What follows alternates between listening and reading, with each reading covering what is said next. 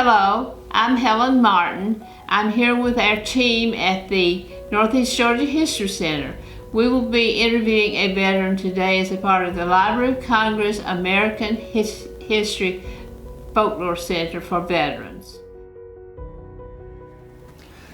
I'm Bob Fletcher, and we are here today to interview Major Elizabeth Curley, United States Air Force, retired, with 18 years of active and 2 years in the ROTC world at Riverside Military Academy. And if you don't mind, Liz mentioned to me earlier she'd like to go by Liz during the interview, so I will.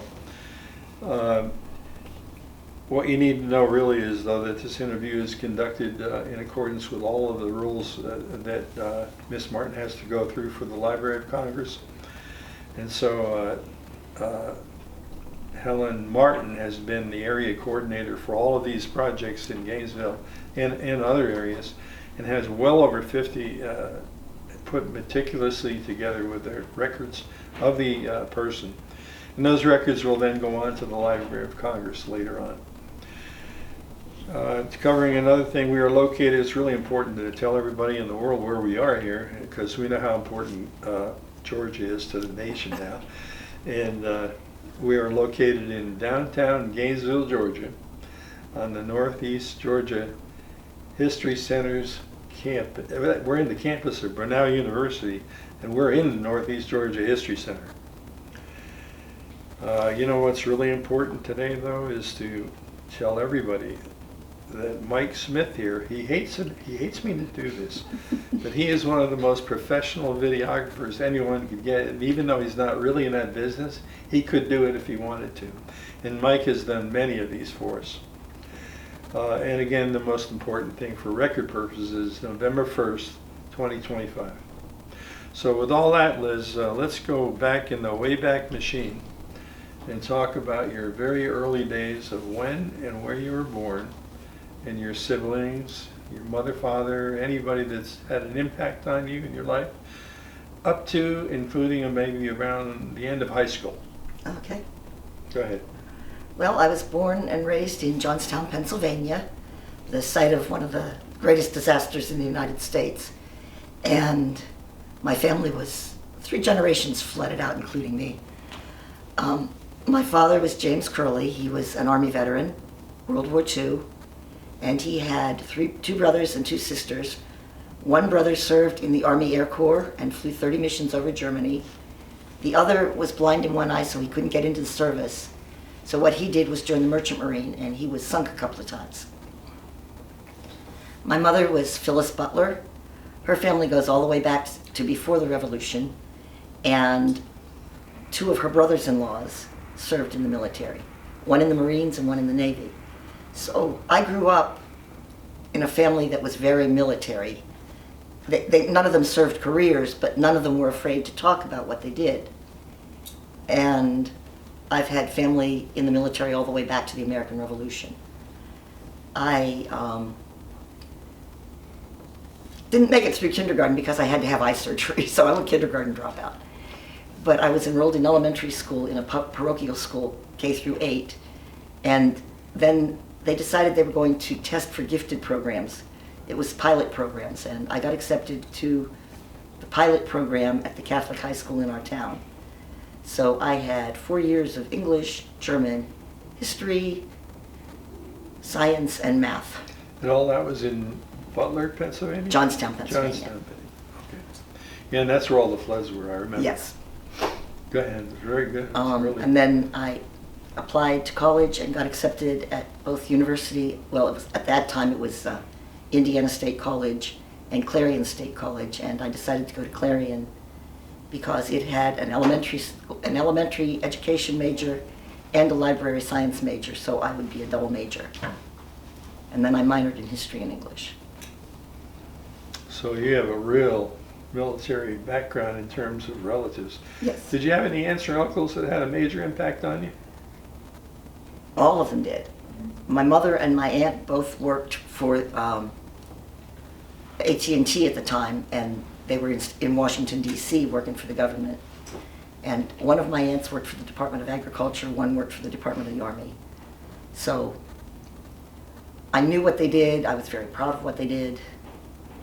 And when I graduated, my senior year in college, I went into the recruiter. It was just the beginning, 1971, when Vietnam was just really kicking into drive. And I went in and I said I would like to take the Air Force Officers Qualification Test, or the Armed Forces Officers Qualification Test. And it came back and they said, well, you can join any service, but you have to be either administration or nursing. And I went, no. So I went into the teaching career field. Okay, let's cover that just a little bit before we get into your the major part of the interview. What did you teach and where? I taught my first year in a little fishing village on the Chesapeake Bay called Havre de Grace, and I was the elementary school librarian. I left there after a year and I moved to Elmira, New York, and there I was the head librarian I was the elementary librarian, I taught first grade, I was the junior high school librarian, and when they decided they were going to move me to high school, I decided that they had just opened up the military career fields to women, so I decided to go and retake the AFOQT. Yeah, and then what town did you take that AFOQT in? I took it in Syracuse, which was the same place that I took my oath. So you went down to an Air Force recruiter. Well, no, I went to the Army recruiter and they sent me to. Is that right? To do all the paperwork in Syracuse. Do you happen to know your AFOQT score? All I know is they told me that it was the highest in the state. Okay, so I was wondering about that. So they said, what would you like to do and what service would you like to do it in? All right, let's look at it like this now. How the heck did you get in the Air Force? The Navy said I could apply for a waiver because I was already 28 and I would be 29 before I got commissioned. That's really old to get in. Yeah, the Marine Corps said, hi, we'd love to have you. The Army said, you have to go through basic training first and then we'll decide whether to make you an officer. Coast Guard said, you need a waiver. Air Force said, pick your career field. And they said, okay. They said, how would you like aircraft maintenance? And I said, what is it? So they said, okay, we'll set up an appointment for you. And they set it up in Rome, New York at the air base up there, which was a SAC base at the time. I get there and the chief of maintenance is waiting for me at the gate. So I got a personal tour of all the maintenance facilities and explained what they did and how they did it. And he said, I think you should join us. So I did. And what date was that? When did you actually enter? What was your actual I was sworn in. Official service date? I reported in February of 77, 77 or 78. I think it was 78, but I was sworn in 77, in November of 77. And was I correct about the 18 years of active and 2 years ROTC? Yes. It was 17 years and 9 months or something. And then President Clinton did his drawdown, and because I was in that 18-year range, I was offered early retirement or a stipend, and I said, I'll take the early retirement because it lasts longer. Well, how did you get your extra 2 years? I applied to a number of military academies, and I was hired by Riverside Military Academy to be there. Well, the first year I assisted with the library. The second year I became their librarian, and I also taught English. And so having done that, you're able to get the credit through the ROTC system for yes, what you call longevity in the service, which would make you a 20-year veteran. Yes, and okay. Yeah, I do. They sent me the documentation saying that I had been upgraded to 20 years. Okay, well now let's get into this. This is very unusual that in those days that an aircraft maintenance officer would be a woman who has to go out to that flight line with a big bag and fix airplanes. Tell me about maybe your first year of aircraft maintenance. Where did you go to school for it? How did you learn it? Were you good at it? And did you do that? Well, when I got to Lackland Air Force Base, I was one of the older ones there, except for the prior service that were being commissioned. So we kind of gravitated together, and most of them were aircraft maintenance, believe it or not. And when we graduated, the same cadre, the maintenance guys and I moved on to Chanute Air Force Base. And they were not at all shy about taking me down to the flight line where there were a bunch of busted planes that were on static display and showing me how to use the different systems and what they did and how they did it. So by the time I graduated from Chanute, I was pretty familiar with B-52s. Knew nothing about any other planes, but I sure did know about B-52s. And when I graduated, I got an assignment to Ramstein, Germany. So that was the beginning of my career. So how long was that maintenance school? Was that, did you mention that? I think it was 6 months, I'm not positive. 6 months? It flew by quickly. What kind of things do they do in aircraft maintenance school that makes you able to do that? Frankly, the school itself was mostly bookwork. We learned, what the equipment was, we learned all the rules and the regulations, and we learned how to be officers. But there was nothing really practical, because the philosophy back then was if you're going to be an officer, you supervise. And my philosophy was, how do I supervise if I don't know what people are doing? Mm-hmm. And that's why the men were more than willing to take me down and teach me that stuff. So you actually used like a lot of young officers make a mistake of being a big leader that knows nothing, and you actually asked for help. Well, when I arrived at my first duty station, it was an en route station at Ramstein, Germany. They had 4 12-hour shifts, and I was assigned to the night shift. What airplane was it? It was en route, so it was every aircraft that landed that was part of the military air command. C-130s, C-5s, C-140s, we had a 135 that belonged to Cinque Safety. How many men were working for you? I had a flight of, I believe it was 24, I'm not positive. Were there any other women in there? No, not to begin with. Later on, my second year, we had a couple of airmen that came, but I was it. And when I got there, the first words out of the flight chief's mouth were, "What am I going to do with a broad second lieutenant?" So I made the mistake of saying, since I write your performance reports, you're going to teach me. And I spent the next 3 years looking at P-10. So how did they treat you? They respected me, but they also treated me like one of the guys. If there was something that was being repaired, they would take me out and they would show me how to do it. So I learned to tow an aircraft, I learned to marshal an aircraft, sit the brakes on an engine change tires. Like I said, I was filthy all the time. When I broke my foot, Jimmy Carter came over after the end of the Iran rescue, and I was pushing a maintenance stand and it ran over my foot. And I broke my foot, so I'm in a cast.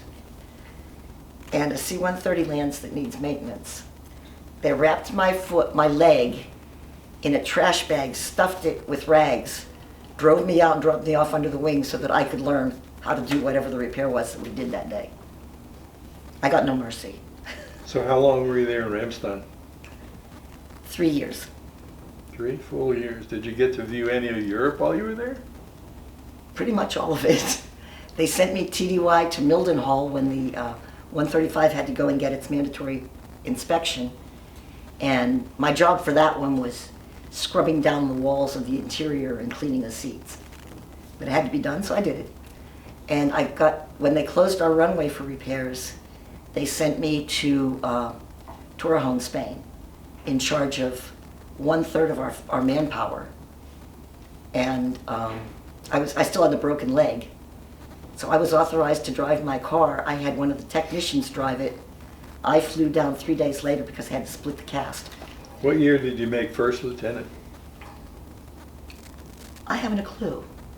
It was 2 years after I got there, so it would probably been... About 1979? Yeah. Who was the first president when you were not enlisted, but when you were sworn into the Air Force as an officer? Who was your president? Your commander-in-chief? Was it Bill Clinton? Yes, it was. No. It was Jimmy Carter, I believe. Jimmy Carter. So you were under the Carter days. Do you remember anything about whether or not you had great support for airplanes at the time under that administration? Well, being overseas in the en route, we fixed whatever we needed. Did they have parts at all? Most of the time. Sometimes we had to wait. Usually we did. When the first Iran rescue attempt came, all of the planes going in came through our unit, and they all came through at night. So the first group that came through was the Secret Service, and they said, "We'll be telling you what to do." Unfortunately, they didn't understand airplanes. So they wanted my radio man to fix a radio with a blindfold on. And I had to go up to the two-star general and say, you know, we don't do Braille. And he had to call down to the flight line and tell the Secret Service man that no, we were not going to do it blindfolded. Was that a C-130 or an C-130. So you didn't have anything to do with those helicopters? No, they flew in independently from the. You kind of knew you were involved in that major Air Force, and it was actually a Marine and other Delta Force people that were going into Iran, right? Yes, but we were not. We did not know where they were going. But did you get an idea that something big was going to happen? Well, they brought in a broken plane and told us that we had to provide liquid oxygen and service with fuel while the engines were running and the plane was locked up. And I had to go to the two-star general over that one too because I didn't want the plane to blow up. I kind of got that idea because the Secret Service man, you can't know what's going on. You can't know where we're going. So I get home, turn on German TV, and you see the planes landing. German TV had it all. So let's see, now you're in Ramstein. When did you return to the United States? I believe it was 81. I came back. What job did you get into then? I was stationed at Dover Air Force Base, and I started out as flight line OIC. Mm-hmm. And how many men then would you have under control? It was probably about 900, maybe more than that. And you were probably a captain by now? I pinned on captain there. You're going up. Slowly. So at Dover, that's where they receive all the bodies from Yes. overseas? Right, what? And in Dover, who was your boss? Was he a colonel? Oh yeah, there were two colonels. The chief of maintenance and the deputy were both colonels. Right. And then I had a colonel squadron commander, and I cannot remember their names to save So my you were life. part of a maintenance squadron? Wing. Wing. We had 36 C5s. So you learned a lot about C5s? Oh yeah. What's the hardest thing about a C5? Changing the tail light, Why? because it's 90 foot in the air up a ladder through the tail. Did you ever get up there? Yes, actually. We had a tail light that blew out when I was in Germany with the broken leg. Why didn't you send some poor guy up there instead of you? They took me up to teach me how to change the tail light. Can you really change that tail light, or are you just giving I us can't do it now. You're not giving us little... No, I learned how to do it. Okay, I wanted to make sure you're not a little exaggerating there. You're going way up high, you know, in that airplane. Yes, I know. All right. I was even asked by one guy to re-enlist him on the back of the plane, but my squadron commander decided he wanted to do it instead. Of all the presidents that you dealt with in your day, Carter, Reagan, and did you have any others? Clinton. You did have Clinton. Yeah. Who would you rate the highest in terms of helping the military? Reagan. Why? We got a lot more cooperation as far as parts were concerned, as far as personnel were concerned. We didn't lose as many people. Did the enlisted men get a lot of raises or anything? I think so. I'm assuming they did because I got them. Yeah. I heard from the news that he decided as president he was going to give a 17% raise to the highest enlisted. So that would be like a chief master sergeant, because they were losing him, they told me. Reading it in the newspaper and all. So evidently, right now we're doing that. We need to put some money in there because they're going to food banks, trying to make it, they're going to be getting out, and we need them all, don't we? Yes, we do. Okay, so let's bring you back now. You're at Dover. And how many years were you totally at Dover? I was there for 3, I believe. Seems like there's a cycle of 3 years, 3 years, 3 years like that. More or less. Okay. And that's an airport, and then you go move. Do you have a choice in that, or you just go? You fill out your choices, and most of the time I would fill out Northern Tier and get Southern Tier or Midwestern, but that's okay because I went and I had fun. Did you, after Dover, and you're now a major probably at Dover? Yes.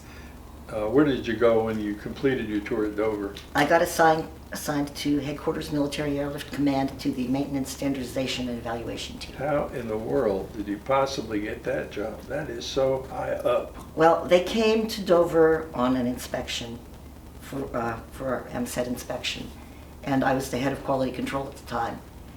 And they were blown away by our quality control system, how we tracked it, how we maintained the documentation and everything. And then I got offered the job. And so you went to, where is that located where you went from Dover to where? Belleville, Illinois, right across the Mississippi River. And the base is? Yes, Scott Air Force Base. So that's considered at that time what kind of headquarters? Military Airlift Command and 22nd Air Force Command, I believe, was there. So you're basically at the headquarters of all airlift in the United States Air Force? Yes, but the primary airlift that was stationed there were the C-9s, the Nightingales. Yeah. And what did that kind of a tour, you had, how many people working for you then? The first group was 11, I believe, because I started out with the squadrons and the wings. And then after almost 3 years, I got transferred to the small group, which was the detachments and the small squadrons. Tell our the people that are going to see this interview, tell them what a maintenance officer would do when they're on an inspection with, you probably had the highest quality men in the world there to do that, Yes, right? very much so. So you'd go out you would take a team out, so to speak? We would take the team and we would land at the base and we would give what they called an in-brief, explaining what we were going to do, how we were going to do it. It was no notice, or Oh no, they knew it. They knew it. We Okay. notified them ahead of time, so everybody knew when we were coming. And we were usually greeted with open arms, sometimes reluctant open arms, but open arms, Did you tell them we're here to help you? always. And then after the in-brief, the engine people would go to the engine shop, the fabrication people would go to the field maintenance and so on. And my primary job was the maintenance complex. So I would evaluate their training records, their mobility program, their technical orders, their safety program. And anytime there was any kind of a major issue, they'd call me out to the flight line to look at it, to verify it. If it was a safety issue, I'd get called out to look at that. Before they wrote it up, they'd say, okay, here's what we see. Do you see the same thing we see? And then at the end, we would do a written report and an outbrief to the entire wing, usually in a movie theater. And you would give them ratings of some sort? They got a rating, whether it was outstanding, passing, or fail. We didn't do too many of the, as a matter of fact, I don't think we ever did a complete fail. We had some that were borderline. Do you remember the lowest Air Force base you were at ever? And gave I us, don't. And gave us satisfactory? I know the one that we got the biggest reaction from. We were at Andrews Air Force Base inspecting the presidential fleet. Oh, let's stop right there just a minute. You're telling me you inspected Air Force One Yes, with your team? yes, You get on it yourself? yes. How did that go? We put on booties and we had gloves. Who was the president? Reagan. Reagan's airplane, okay. And it was really nice.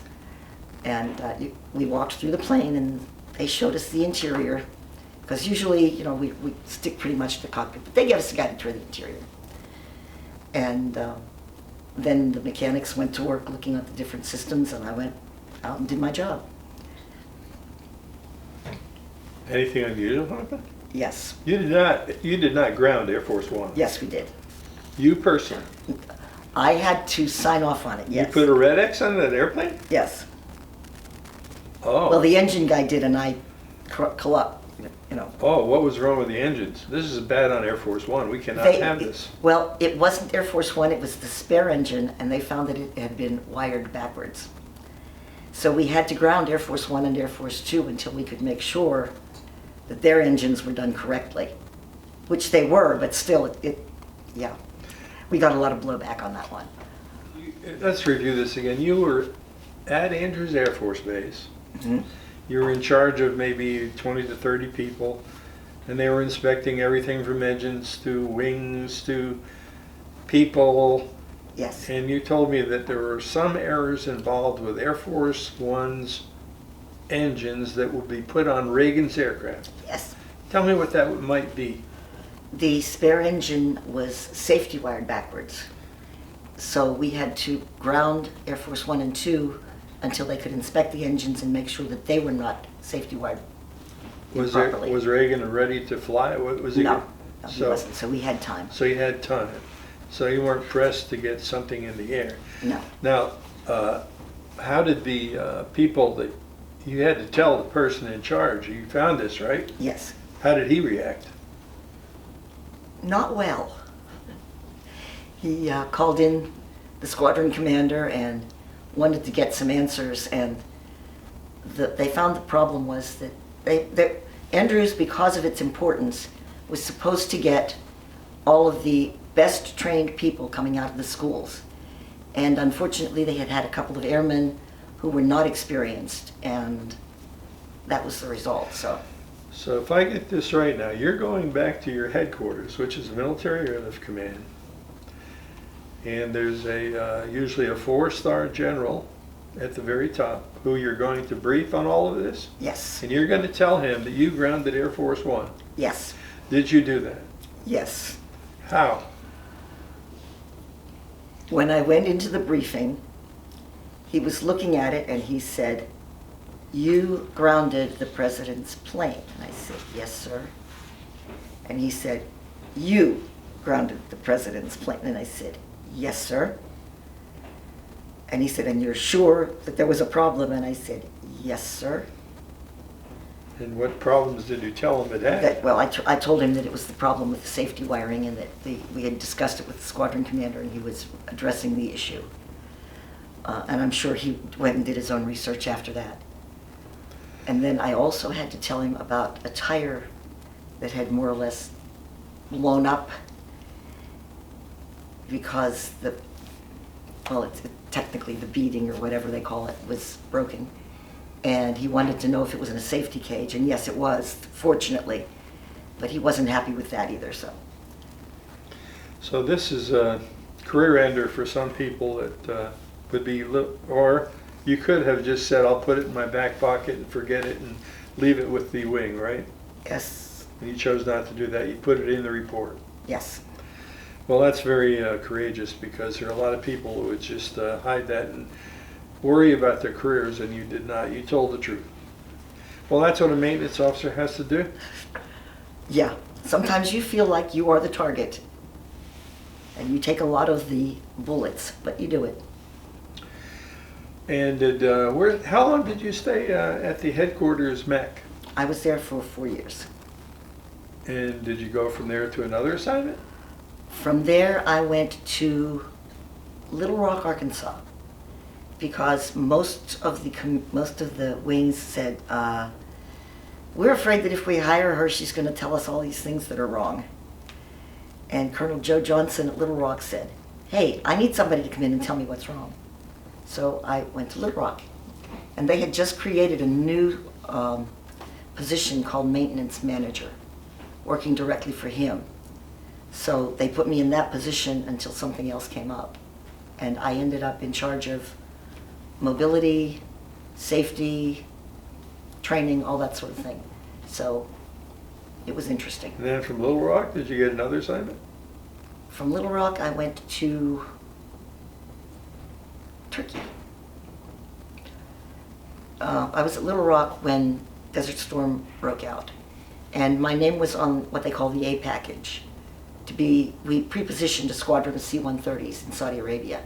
And I was supposed to be in charge of the maintenance team going there. Unfortunately, the Saudis sent back a message saying they would accept no Jews, no women. So they took the mobility officer from the wing and the mobility officer from the maintenance complex. And I got to become the mobility officer keeping track of everybody that was deployed. And they deployed them by site numbers. So at any one time, we would have maybe 300 different numbers, and we'd have to tell them who was there, what specialty they were, how long they'd been there. So we spent a lot of time compiling reports. What assignment did you end where were you at when you ended your Air Force career?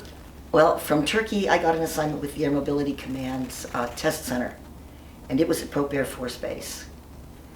And that was where anyone that wanted to sell a component for an aircraft would send a test program in, and we would decide how we would test it, where we would test it. And I was in charge of the maintenance portion of that.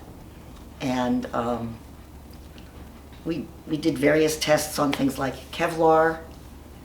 They wanted to put Kevlar on the entire 130 so that it would be impregnable to shots. Unfortunately, if you did that, the plane wouldn't be able to carry a cargo. So they decided they would just put the Kevlar in the cockpit. I was part of the C-17 test team, and when we moved to Charleston Air Force Base, I was placed in charge of all the logistics for the move. So I had to get everything boxed up, inventoried, sent in the correct order, and then we moved to Charleston. And then, so pretty much, if I understand, that ended your Air Force career. So Yes. This is quite an amazing Air Force career, if you want my opinion as an interviewer. One I have not heard for about Air Force One ever being grounded by anybody, but I guess it's you now, Liz. And that's going to be on that tape we're looking at. Do you understand that? Yes. Okay, good, because it's in Mike's camera's got it right now. But let's go to this. Look, you got out. Yes. How the heck did you get to Dahlonega and Gainesville, Georgia? Well, I was caught up in the early out program when Clinton decided to downsize. And I was given the choice of a $50,000 payout or early retirement, with the option that I could take a job through the Pax and Deers program. And I don't remember what they were, but it was private companies or military affiliated companies that were approved by the military. So I sent out a whole bunch of blind resumes, mostly to military academies and colleges. And I got this call from Riverside. And they said, "You're hired, come talk to us." So I drove down from Charleston and spent a weekend here, and they took me over to the academy. And I liked it, so I came. And I spent the next 2 years there. From the years at Riverside, do you remember who your superintendent was? I don't remember his name. I do not remember his name. Was it Mr. David Williams? Yes, thank you. Okay. So I remember that because I'm from here, but you had a good 2 years there as librarian? Librarian, and I also taught English and put together a reading program for the students that had difficulty with reading. So then you went into what from there? I got a job in public education at Banks County, and I was teaching gifted social studies to middle school and regular social studies, gifted English, and regular English at the high school. And I did that for 2 years. And then what, you got offered another job? Then I was diagnosed with breast cancer. Oh. So I substituted for that year. And I substituted all over the state, practically. Well, North Georgia anyway. Forsyth County, Hall County, Lumpkin, Dawson, White. And after that year, I got offered a job at Lumpkin County. And County High School. well, Okay. I interviewed for one at the elementary school, one at the middle school, and one at the high school. And the high school principal called the other two and said, "Don't even think about it, she's mine." So that made me feel good. So yes, I took over the gifted program at Lumpkin County High School. Well, how many years did you teach there?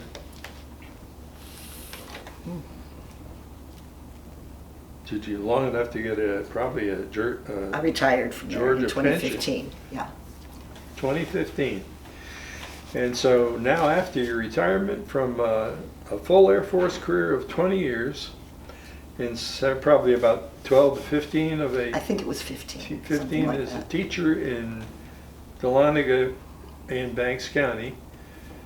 What have you done with? Have you done anything else besides that you'd like to mention? Oh, brother. What kind of volunteer activities have you been in? I've been a member of the American Legion for 30 years, and I was the secretary, the senior vice, the junior vice, and I've been the commander for 8 years. I'm currently the commander Of Dahlonega. of the Dahlonega American Legion. I'm also the District 9 chaplain for all of the 20-some American Legions in Northeast Georgia.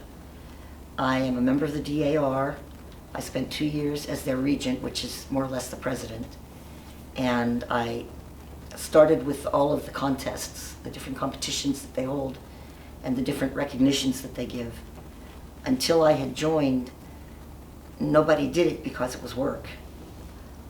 So now that I'm out of there, now that I'm out of the president's position, I'm still in charge of all the education committees, the volunteer veterans committees, and I still write all of the community service and outstanding women packages. Which is harder, DAR or American Legion?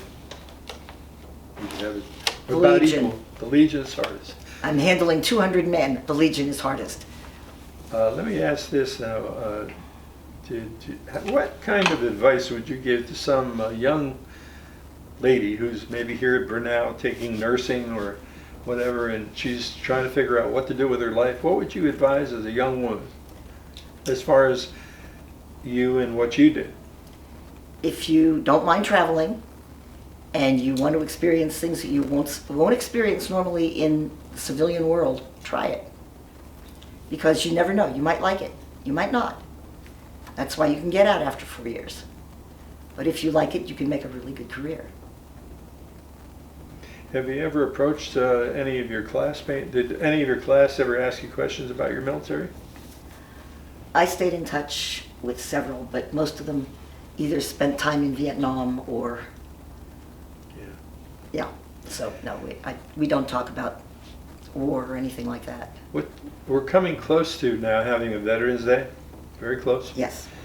November what, 11th? Yes. 11th hour? So let's say, what does Dahlonega do, American Legion, for that? Okay, today the marker committee is putting out over 1,200 memorial markers for service members from Lumpkin County who are deceased. On the 5th of November, we will have what they call an induction ceremony, where the families will place the flags on the markers for their individual families. And I will be taking photographs of all that. On the 8th, we have a parade, and I'm one of the committee for that. So I will be out there directing people to floats and participants to the right places to go and making sure they're there and they get the support that they need. And then that afternoon, we have a Quilts of Valor ceremony at the American Legion. When I leave the parade, I've got to go to the DAR meeting, and then after that, I race around to get the chicken nuggets and the cake and get back to the Legion in time to set up for the Quilts of Valor. And they are presenting anywhere from 6 to 9 quilts that night. Then on the 11th, the Legion will be open for the veterans. We have the Bloodmobile there all day, and we're opening from 3 to 6 and offering a special for veterans. How do you feel about putting this interview into the Library of Congress's Veterans History Project? That's in coordination with our local Daughters of American Revolution. As you know, they're very interested in history. And Miss Helen Martin has been very interested in the history aspect of it.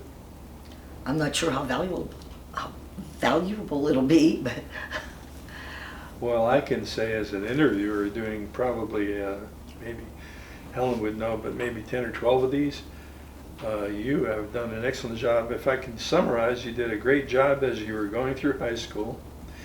You decided to join the United States Air Force as an officer in maintenance, which is very unusual as a career field. You didn't change out any career field, you stayed in it. Made some crucial decisions, which I think is one of the most important that I've heard, to ground Air Force One with President Reagan probably about ready to fly within a couple of days, and telling him that his people weren't good enough to fix that aircraft. So I'm sure that general fixed that aircraft from that point on and fired a few people, if I know right. And then you went on as a civilian, and you became a commander of American Legion. and then you were into the DAR and became a regent. That's quite a life. Did I forget anything, or would you like to cover anything that I forgot? Well, I'm a life member of the VFW, and I was the final adjutant when they closed us down for lack of participation. And I was the treasurer, the adjutant treasurer at the time. And it was really funny. You turn over your books, and I get this phone call saying, I don't know how you did it, but it's the first time I've ever had somebody hand in more money than what was accounted for. I said, well, I never could figure out where the change came from. And I'm a lifetime member of Military Officers Association of America. And every year, working with the Legion, we create 150 gift bags for the VA hospital. So on the 9th of December, we'll have the community come out and we'll have it set up like an assembly line. And they fill up these bags. Last year we ended up with 168, which was really good. And then what's left over, we also put in bags for the local veterans in nursing homes. And then on I think the 15th, it's either the 13th or the 15th, contingent from the Legion and the MOAA will go to the nursing home, go to the hospital and pass out the bags. But it's a community effort because we get all of the different organizations from the community to come in and help pack the bags, and many of them contribute items. So it's... Well, Liz, if you don't mind, I'd like to ask Mike to ask a couple of questions, because he usually has a great set of questions on the area we're in, and something I might have forgotten. So Mike, if you don't mind, would you give a couple of questions? Sure, thanks, Bob. I'm curious. So you didn't start your career at the age that most people do. No. Because you weren't able to get the job you wanted. Yes. Because as a woman, you were limited to some things that didn't interest you. Yes. So I'm impressed that you came back after that because you wanted to do what you wanted to do. I'm curious though, how did it make you feel when another government, Saudi Arabia, I think you said, wouldn't allow Jews or women to come? Curious as to how that made you feel, because at that point you're one of the best in your field and would have been very productive there. So what did you think about that? Well, understanding their culture, I could understand it, so I just did what I had to do. And I took over for the men that they did send. So. Right. That's interesting. I think young people could learn from that type of mentality when you run up against someone else's culture or someone else that doesn't believe the things that you do. So I'd like to hear that. I'd be curious, what you gave some advice specifically about the Air Force as an option for a career for women if they were interested in something like that. But more broad, what would you say to young people today? What would your message be to them? How would you encourage them to live their life in general? If you have no specific drive toward a particular career, join the military, get some skill. I mean, if you're interested in using your hands, you can learn to weld, you can learn to be a machinist, you can learn to be an aircraft mechanic. As a matter of fact, I got my airframe and power plant license from the FAA, which is not easy. You have to have 18 months hands-on experience. And I was very fortunate that I had supervisors that documented my hands-on experience. Because when the FAA came to headquarters and evaluated different people's information, all of the colonels got turned down. I was the only officer, and there were like 7 enlisted that were approved to take the tests. Wow. So and it was because I put the time in and I used my hands. And I also was very fortunate to have supervisors that appreciated that. That's interesting advice, especially today, because some of those careers you mentioned, the welders and those types of positions, turning a wrench or building something, we're short in our country for those types of skills. So that's an interesting piece of direction to give them. Well, and it's not just maintenance. I mean, if you want to be an air traffic controller, they'll train you there. You walk out the door and you've got a job. If you want to learn how to do logistics, they'll train you. If you want to be in safety, you can't get better than a safety officer training in the military. So it's a great training ground for people that aren't sure what they want to do. It also sounds like you use those skills that you developed in the military for lots of different things. for example, you said you fought breast cancer. Did you take that same mentality of getting something done with that challenge that you faced? Yes. As a matter of fact, my surgeon had me talk to a couple of women that were scared of it. He said that he needed me to explain to them that losing a body part isn't the end of the world. And it isn't. You cope. You learn to cope. You learn coping skills. Mike, if I interrupt you, did the Air Force allow you to have 100% disability for any of that? You probably had to fight for that? My initial disability, I didn't start to file till 2000 because I thought, I really shouldn't. But I had arthritis in my left foot from where I broke it, and it was starting to get painful. So I went in and I filed for the arthritis, and I actually got 30%. Well, no, the first thing I did was my asthma, because that definitely was military related. I got 30% for my asthma because I worked with hazardous chemicals, I worked with engine oil, smoke from the exhaust, all that sort of thing. So I got a 30% disability for that. Then I went back and I got an additional 30% for my arthritis. 30 plus 30 is 50 using military math. So then I went back and I filed for the cancer because they created a program called TARA, toxic exposure, which I definitely qualified for. And the original response was, although we give you credit for being in a toxic exposure and hazardous area, your percentage rate for disability is 0. So I went back and I had the VSO here in Gainesville refile under the fact that I did have to have a mastectomy, that it did require chemotherapy and long healing time. And I got the word about 3 weeks ago that, oops, we made a mistake, you're right. So I'm now at 90%. As it should be. That's all I have, Bob. Thank you very much for your service. I've enjoyed this interview as well. I'd like to just conclude by putting Elizabeth on the spot, unless she minds. You don't have to do this if you don't want to. But would you like to say anything about the way you've been in for those many years? You're a military officer. Do you have anything to say about our current world of leadership at the top, at the military, and maybe the President of the United States? Well, I'm glad that they went back to the same standards for men and women, because if you expect to carry 60 pounds of weight and you can't carry it, then you don't go into that career field. The requirement for aircraft maintenance was you had to be able to carry a 40-pound toolbox. Back then I could do that. That was before I broke my shoulder. 40 pounds, I could lift it without problem. We had a 1.5 mile run or a 2-mile walk. And it didn't matter whether you were a man or a woman, there were time specifications for it. And I think it doesn't hurt anybody to have the same standards for men and women. Now, pull-ups, chin-ups, weightlifting, that's different, because women don't have the same upper body strength. But it doesn't mean you can't do some. So, but I think the basics, the running, the basic physical fitness requirements, I think are good that they're both the same.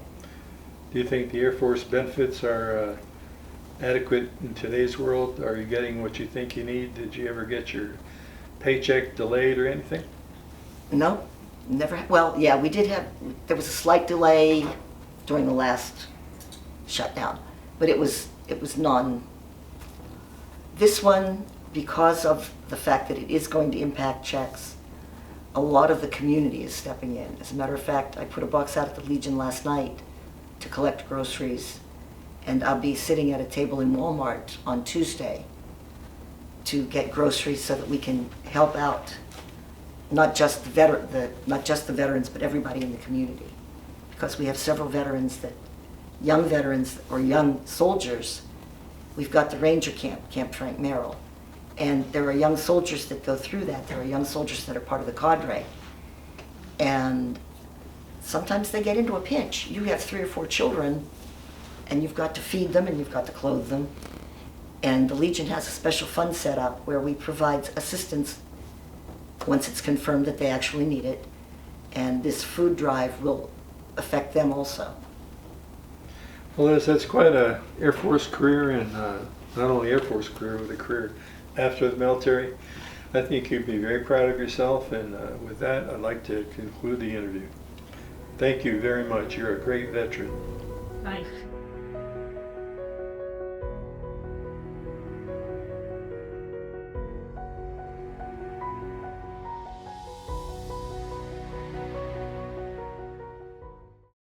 That was perfect. Thank you very much for that.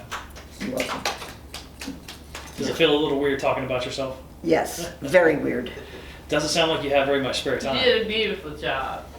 I've got to go home this afternoon, and they asked, I do a monthly column for the paper on what's happening in the veterans world. Mm. And they asked me to do a special column, a special article for Veterans Day, so I'm trying to decide whether to do one on the bonus army or whether to do one on the Medal of Honor winners from World War I.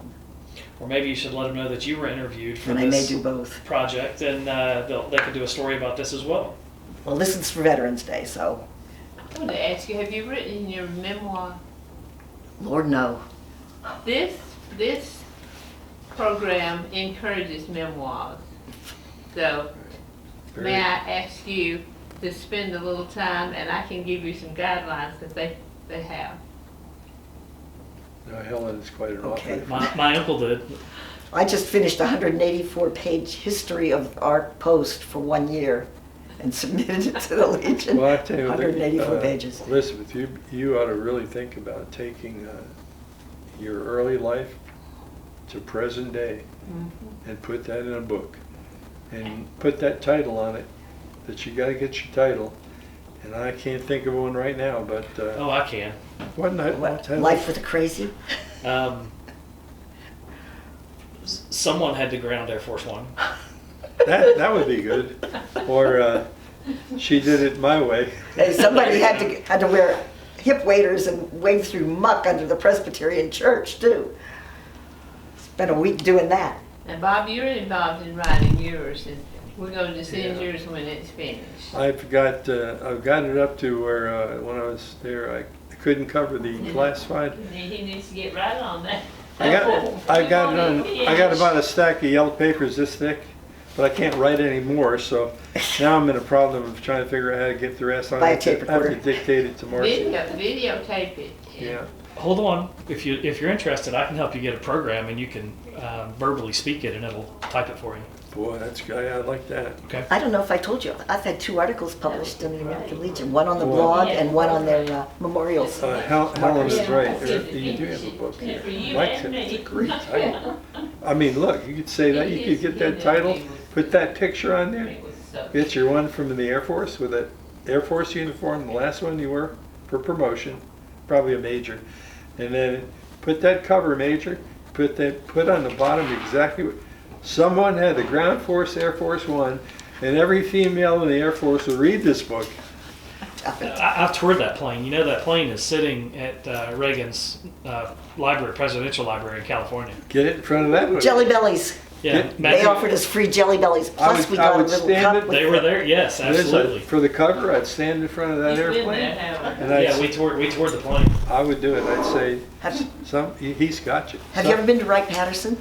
No. Well, I was selected for a source selection for a replacement for the OV-10s at, yeah, I waited a long time. the one to right meet her. outside of New York City, up by You West introduced Point. me Right. to her And verbally a long time ago. Finally got to meet her. Yeah, she's quite a girl. I remember. Yes, she is. I did serve a 2-year. I didn't put it on the tape because it's not good to do that as the interviewer. But I did know her for a 2-year section headquarters, and what she was I had to keep them the straight. men really respected her. Yeah, There were 30 we need of a them. line of duty men. You can do that. We need a promotion package for the GS 13 to 15. You can do that. Oh, we got a plane that crashed in Shimian, Alaska. You can go and do that. And then the general stepped in and said, no, she can't. She's going on an inspection tour. I think she was on an aircraft. And Mary never forgave me for that. You know that, right? It was a great job, and I appreciate it. When Mary got to Shimian, I Thank you, got Bob, this for all email your saying hard work. thanks Okay. a lot. Mike, thank you. Thank you, Mike.